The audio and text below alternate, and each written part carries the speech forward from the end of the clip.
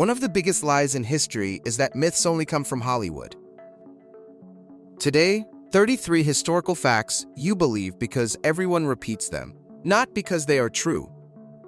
You will meet fake Viking helmets, fake Roman salutes, and fake high noon gunfights. And you will hear how one misunderstanding can outlive centuries of real evidence. Stay for number 33 because it rewires how you picture the entire past. Vikings never wore horned helmets. That horned Viking helmet look mostly came from much later costume design, not raids. In Scandinavia during the Viking Age, around 793 to 1066, real helmets were practical. Archaeologists have found helmets like the German Boo helmet from Norway, and it is hornless. Horns would catch on rigging, shields, doorways, and anyone's hands in a grapple. The horned image exploded in the 1800s, especially with opera and romantic nationalism. Designers wanted silhouettes that screamed savage warrior from the back row. So a stage prop slowly replaced real Norse gear in public imagination. Now tourists buy horned hats in Reykjavik and think that is history talking. Real Vikings were flashy in other ways, like bright dyes, combs, and silver jewelry. 2. Let Them Eat Cake wasn't Marie Antoinette. One of history's most repeated villain lines was likely pinned on the wrong person. Marie Antoinette arrived in France in 1770, a teenager dropped into court politics. The phrase about cake appears earlier in French literature, before she held real power. By the late 1780s, bread prices and rumors were turning Paris into a pressure cooker. Pamphleteers loved a simple story, so they built a cartoon queen for outrage. Versailles already looked obscene, with rituals, gowns, and gossip louder than policy. So a recycled line became a perfect weapon against an Austrian-born target. In 1793, she faced the guillotine, and the myth followed her into textbooks. The tragedy is how easily a slogan can outlive the messy record. 3. Columbus didn't prove the Earth was round. The popular tale makes Columbus a lone genius battling medieval ignorance, and that is wrong. Educated Europeans already knew Earth was spherical long before 1492 ships sailed. The real fight was about distance, because Columbus underestimated the ocean's size badly. He pitched westward routes to Asia to Spain's Ferdinand and Isabella for money. Skeptics worried crews would starve before reaching land, not fall off an edge. When the Niña, Pinta, and Santa Maria reached the Caribbean in October 1492, it was not Asia. Columbus insisted he found islands near Asia, even when evidence kept disagreeing. That stubbornness shaped maps, colonization, and disaster for indigenous peoples across the Atlantic. So the round Earth myth distracts from the actual story, which is miscalculation and empire. 4. Napoleon wasn't actually short. Napoleon's so-called tiny height became a global joke, but the measurement story is messy. After his death on St. Helena in 1821, records listed his height in French units. French inches were different than British inches, and translation turned arithmetic into propaganda. British cartoons loved shrinking him to make France look ridiculous after years of war. In real life, Napoleon was often seen near tall imperial guards, which warped perceptions. He also wore a bicorn hat and heavy uniforms that made his body look compact. At Austerlitz in 1805, nobody doubted his size when the battlefield plan worked. The short myth survived because it is funny, simple, and easy to repeat. History rarely rewards accuracy when a punchline fits on a poster. 5. The Middle Ages weren't one long dark era. The idea of a 1,000-year blackout makes great drama, but it erases real momentum. After Rome's Western collapse in 476, Europe changed, but it did not stop thinking.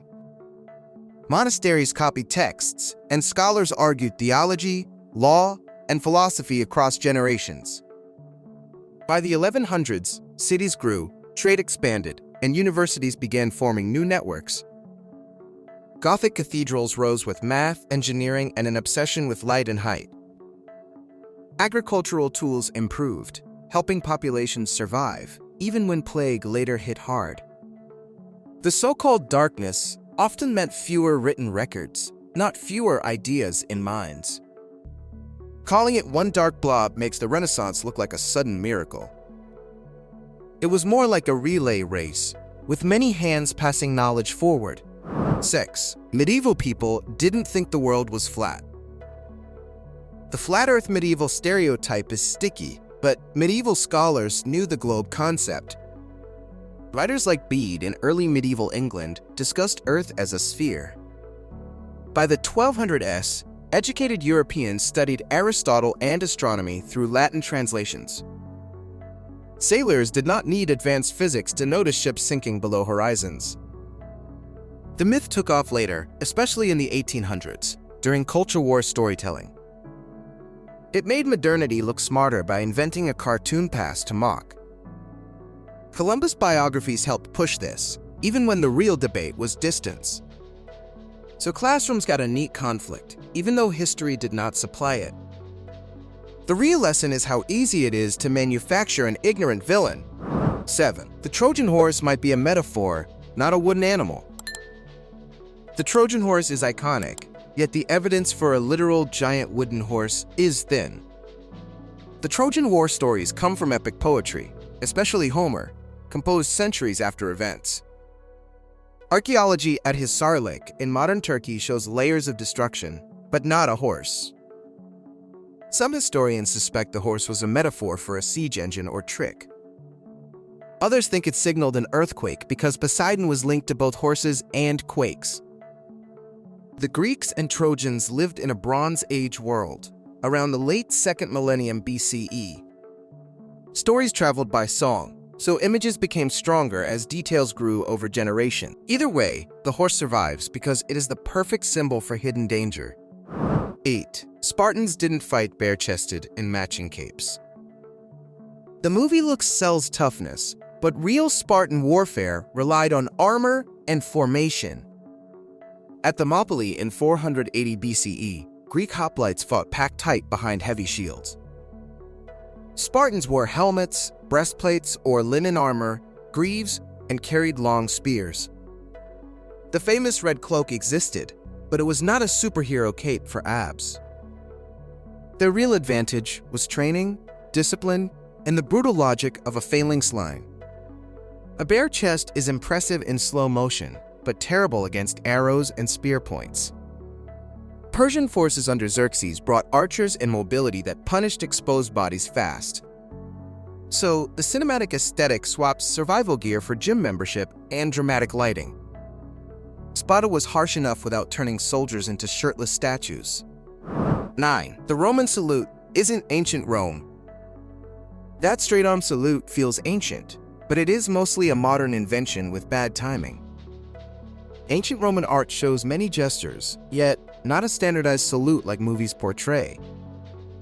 The pose appeared in modern paintings and theater as a dramatic symbol of civic virtue.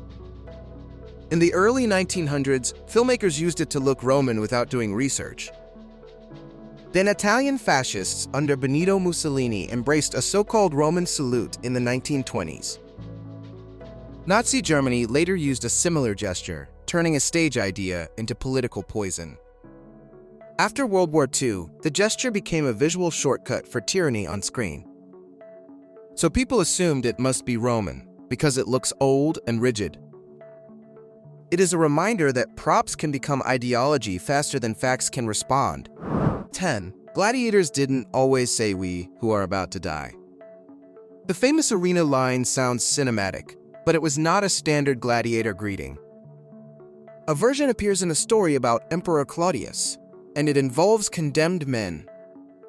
Those men were not regular gladiators with contracts, trainers, and a career plan. Gladiators were expensive investments, kept alive when possible, and matched with rules. In Rome, crowds wanted spectacle, but owners wanted profits and repeat performers. Some fights ended in mercy, and referees helped keep bouts from becoming chaos. So a rare recorded phrase got recycled into every Colosseum scene ever made. It became a slogan because it neatly fits the mood of impending death. Real arena life was more like brutal sports business than constant mass execution. 11. Romans didn't constantly vomit at banquets. The vomitorium myth is everywhere, yet it is based on a word misunderstanding. A vomitorium was an exit passage in an amphitheater, designed to move crowds quickly. Roman elites did feast, especially during the late Republican Empire, and excess happened. Writers like Seneca complained about luxury, and later, readers treated satire as documentary. Hollywood added a gross visual because it instantly signals decadence and moral decline. In reality, Roman dining had etiquette, reclining couches, and lots of conversation and politics. If someone got sick, it was not a scheduled intermission between courses.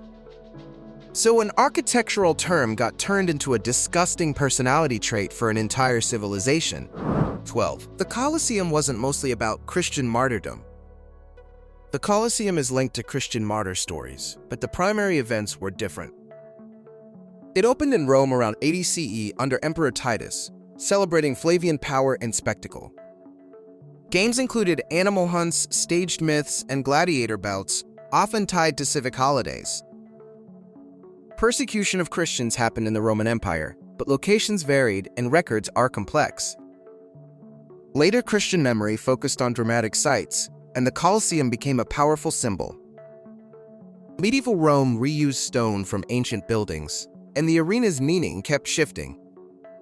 By the time pilgrims arrived, stories hardened into certainty, even when evidence was indirect. So one monument absorbed centuries of religious memory and political messaging. The Colosseum is still grim, just not for the single reason movies emphasize. 13. Caesar didn't say et tu Brudi. That famous betrayal line is basically Shakespeare's mic drop, not a verified Roman record. Julius Caesar was assassinated on March 15, 44 BCE, in Rome's political heart. Ancient authors describe confusion, shouting, and violence, not a clean stage-ready moment. Some accounts suggest Caesar said nothing, while others speculate about Greek words. The killers included senators like Brutus and Cassius, claiming they saved the Republic. But Rome did not calm down, and power struggles spiraled into further civil wars. Shakespeare later wrote Julius Caesar in the late 1500s and gave history new dialogue. The line stuck because it captures betrayal in 3 memorable beats. So a theater script became the default quote for an ancient murder. 14. Caligula didn't really make his horse a senator. The Caligula horse senator story is famous, but it likely started as political ridicule. Gaius Caligula ruled Rome from 37 to 41 CE, and ancient sources despised him. Writers like Suetonius loved scandal, especially when describing emperors as monsters. Caligula did reportedly lavish attention on his horse Incitatus, including a stable and ornaments. Some historians think he threatened to appoint the horse to insult the Senate. It was a way of saying your office is so hollow, a horse could do it. After Caligula was assassinated, stories multiplied because dead tyrants invite exaggeration. So the horse became a symbol for imperial contempt, not a documented appointment letter. The real story is still ugly, just more political than cartoonish. 15. Nero didn't fiddle while Rome burned. The Nero fire myth is unforgettable, but the timeline makes the image suspicious. The Great Fire of Rome began in July 64 CE and spread through packed neighborhoods. A violin-like fiddle did not exist then, so the instrument detail is anachronistic. Some accounts say Nero was at Antium when flames rose, then returned to coordinate relief. Others accuse him of performing music and enjoying spectacle, which may be hostile propaganda. Afterward, Nero built the Domus Aurea, a massive palace project that fueled suspicion. He also blamed Christians, and punishments followed, adding another layer of horror. So the story became a neat villain tableau, even if reality was more chaotic. The fire was catastrophic regardless, but the famous image is likely a later invention. 16. The Library of Alexandria didn't burn down in one night. The Alexandria Library story is told like one dramatic blaze, but decline usually looks slower. The institution grew under the Ptolemies after Alexander's era, in the early Hellenistic period. Scrolls were fragile, and collections depended on funding, copying, and political stability. Alexandria faced wars, riots, and shifts in power that repeatedly damaged civic life. Some losses may have happened during Julius Caesar's campaign in 48 BCE, but details are debated.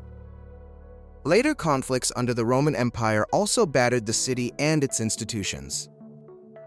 By late antiquity, scholars and resources shifted, and the library's role likely shrank. So the tragedy is less a single fire, more death by neglect and upheaval. It is an uncomfortably modern story, even without a cinematic explosion. 17. Egyptian hieroglyphs weren't a magic code until the Rosetta Stone. Hieroglyphs look mystical, but for ancient Egyptians, they were a working writing system. For centuries, outsiders guessed wildly, treating symbols as secret spells instead of language. Then in 1799, French soldiers found the Rosetta Stone near Rashid in Egypt. It carried the same decree in Greek, Demotic, and hieroglyphs, like a built-in key. Thomas Young made early progress, but Jean-François Champollion cracked major steps in 1822. He realized many signs represented sounds, especially in royal names inside cartouches. That breakthrough opened temple walls, tomb texts, and administrative records to real translation. So the magic faded, replaced by bureaucracy, prayers, and very human everyday concerns. The twist is that the mystery was never supernatural, just locked behind lost knowledge. 18. Mummies were once used as medicine and paint pigment. This one sounds like a prank, but Europeans really treated mummies as a product. From the late medieval period into the early modern era, mummy powder was sold as medicine. People believed it could treat bruises, bleeding, and illness because medicine was half folklore. Demand grew so high that counterfeit mummy material appeared, sometimes from recent bodies. Artists also used a pigment called mummy brown, reportedly made from ground remains and resins. By the 1800s, attitudes shifted, and the practice became embarrassing, then stopped. Meanwhile, Egyptology exhibitions turned mummies into entertainment, including public unwrapping shows. The most shocking part is how normal it seemed to buyers at the time. 19. The Sphinx probably had a nose long after Napoleon. The story that Napoleon shot the Sphinx's nose is popular, but older evidence disagrees. Drawings from the 1700s show the Great Sphinx already missing its nose in Egypt. Napoleon's campaign reached Egypt in 1798, but the damage seems earlier than that. Some accounts blame iconoclasm, including a medieval incident sometimes linked to a religious figure. Wind and erosion also battered the limestone for centuries, slowly stripping detail from the face. The Sphinx itself dates to Egypt's Old Kingdom, often linked to Pharaoh, Khafre, around 2500 BCE. By the time Europeans arrived with sketchbooks, the monument was already wounded by time. So the Napoleon blame game works because it gives a neat villain with a famous name. The real culprit is boring, which is exactly why the myth keeps winning. 20. Cleopatra wasn't Egyptian, and also wasn't Hollywood exotic. Cleopatra gets treated like the ultimate Egyptian queen, yet her family roots were Greek. She was Cleopatra VII, born in 69 BCE, part of the Ptolemaic dynasty in Alexandria. The Ptolemies descended from Ptolemy I, a Macedonian general under Alexander the Great. They ruled Egypt for centuries and often married within the dynasty to keep power concentrated. Cleopatra stood out because she learned Egyptian and used local religion as political language. Her alliances with Julius Caesar and later Mark Antony pulled Rome deeper into Egypt's orbit. After Actium in 31 BCE, Octavian's victory ended her rule, and began Roman Egypt. So Cleopatra's story is about statecraft, languages, and empire, not exotic mystery makeup. Hollywood keeps changing her face, but her real weapon was sharp political calculation. 21. Samurai were not a single uniform honor class. Movies paint samurai as perfect honor robots, but real history includes ambition and survival. During Japan's Sengoku period, roughly 1467 to 1600, warlords fought non-stop for territory. Samurais served daimyo, switched sides, and sometimes betrayed, because losing meant extinction. The later Tokugawa era brought stability, and writers idealized samurai values afterward. Bushido, the warrior code image, was shaped heavily in peaceful centuries, not battlefield chaos. Samurai also used bows, spears, and guns, not only katana swords. After Portuguese traders introduced firearms in the 1550s, Japanese armies adopted them quickly. So, the romantic honor script is partly hindsight, written when the danger had passed. The real samurai story is strategic, political, and sometimes brutally practical. 22. Ninjas weren't an official army unit. The black-suited ninja image is catchy, but historical shinobi worked by blending in. In feudal Japan, especially during the 1400s and 1500s, stealth meant looking ordinary. Shinobi gathered intelligence, spread rumors, sabotaged supplies, and sometimes guided raids quietly. They could be farmers, monks, merchants, or hired agents from regions like Iga. The all-black costume likely came from kabuki theater stagehands, designed to seem invisible. Audiences understood the convention, then later generations forgot it was a performance trick. So a theater shortcut became a fake uniform, and movies locked it in place. Real shinobi relied on patience, disguise, and networks, not constant rooftop sword fights. The twist is their best weapon was being boring enough to disappear in plain sight. 23. The katana wasn't the only samurai weapon. The katana gets all the screen time, but samurai battlefields loved other tools more. For centuries, Japanese warriors relied heavily on the yumi bow for ranged killing power. Spears called yari dominated many infantry clashes, especially in massed formations. The naginata, a polearm, was also common, including among warrior women in some eras. Swords mattered, but they were often backup weapons when space got tight. During the Sengoku Wars, commanders cared about what won battles, not what looked elegant. Firearms called Tanegashima spread rapidly after the 1540s, reshaping tactics across Japan. So the katana became symbolic later, especially in peace, when duels and status mattered. History turned a practical toolkit into a single shiny icon. 24. Medieval knights didn't need a crane to mount a horse. The idea of crane-mounted knights is funny, but functional armor required mobility. A knight in full plate needed to fight, climb, and survive, not wobble helplessly. In the 1400s, well-made plate distributed weight across the body, like a wearable shell. Mounting a horse still took effort, yet trained knights practiced it routinely. Tournament armor could be heavier, designed for jousting impacts, and that confuses the picture. Battle armor balanced protection and movement because falling meant getting stabbed quickly. Illustrations showing hoists often involve injuries, unusual circumstances, or ceremonial demonstrations. So movies mix extremes into the default because helpless armor looks dramatic. Real armor was scary because it worked, not because it turned men into statues. 25. Armor wasn't so heavy you couldn't move. If armor made you immobile, medieval warfare would have ended in slow-motion accidents. A full plate harness could weigh around what a modern soldier carries in gear. The weight was spread across shoulders, hips, and torso, not hanging from one spot. Knights could run, kneel, and even get up after a fall, though it was tiring. Modern tests with reproductions show people doing push-ups, rolls, and quick movement in plate. The real limitation was heat, stamina, and breathing under stress, especially in summer battles. That is why formations, support troops, and smart tactics mattered more than constant dueling. Movies prefer clanking robots because it instantly signals medieval and intimidating. But the truth is scarier because an armored fighter could actually chase you. 26. Swords were sidearms, not the main battlefield weapon. Movies make swords the default battlefield tool, but the spear was king for centuries. Spears were cheap, long, and deadly in formations, which mattered in real warfare.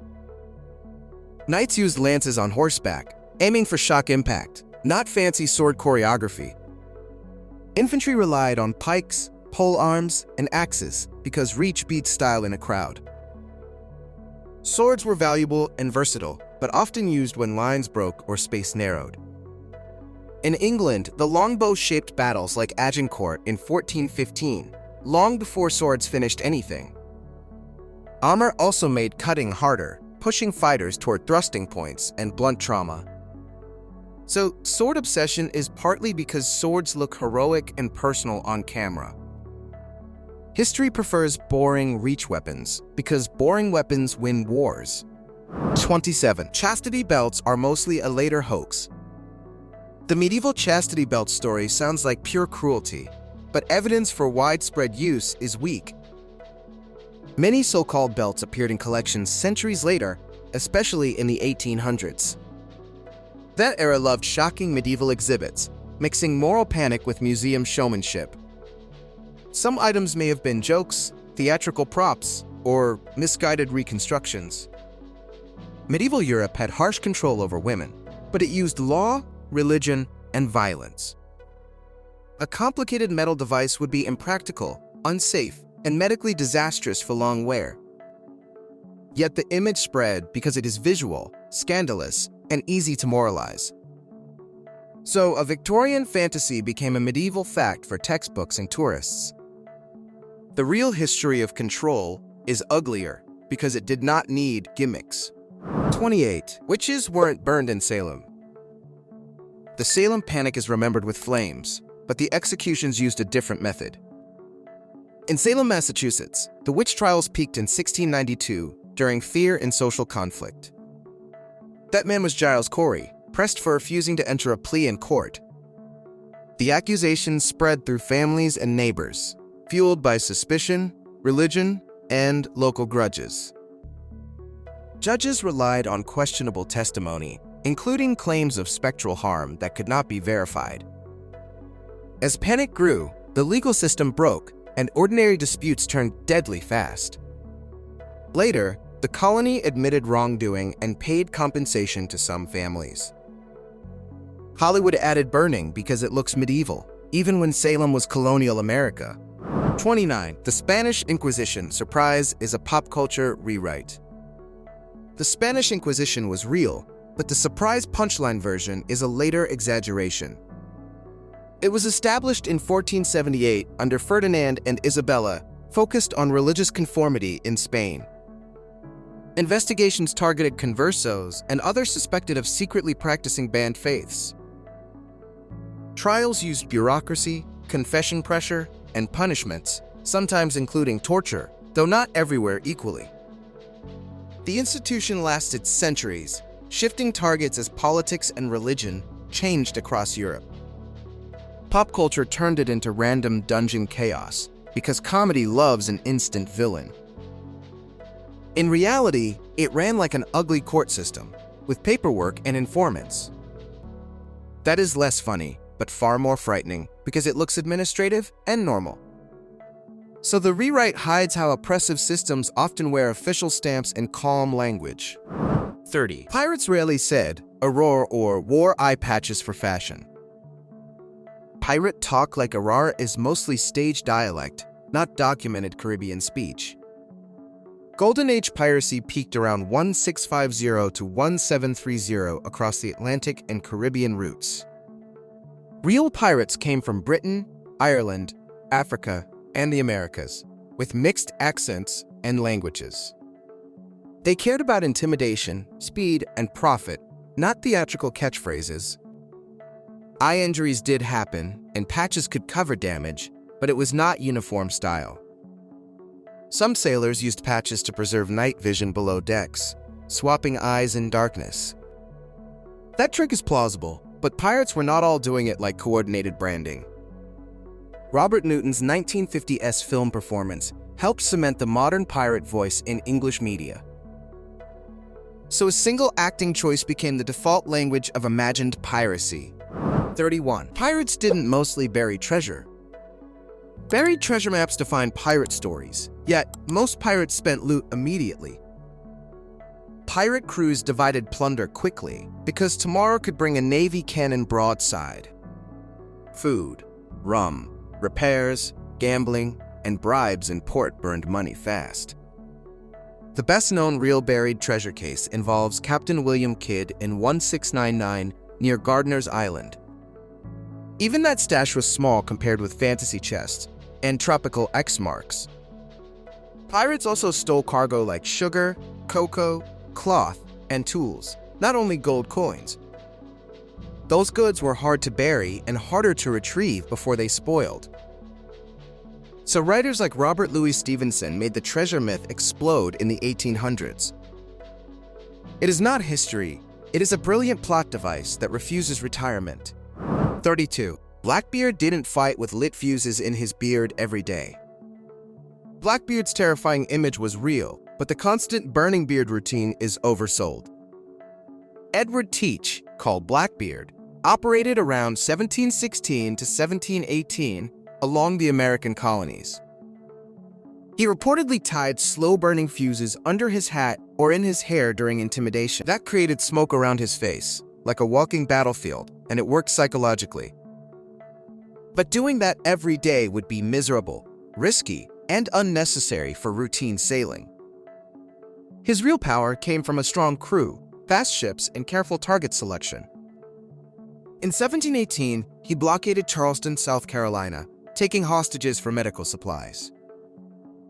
Later that year, Lieutenant Robert Maynard's forces killed Blackbeard in a fierce fight at Ocracoke. So the legend has truth, but the daily theatrics are mostly story seasoning. 33. Cowboys weren't all white Americans. The movie cowboy is usually a white gunman, but real cowboy culture was diverse. After the Civil War, cattle drives and ranch work exploded across Texas and the Great Plains. Many cowboys were Mexican vaqueros, whose techniques shaped roping, saddles, and ranch vocabulary.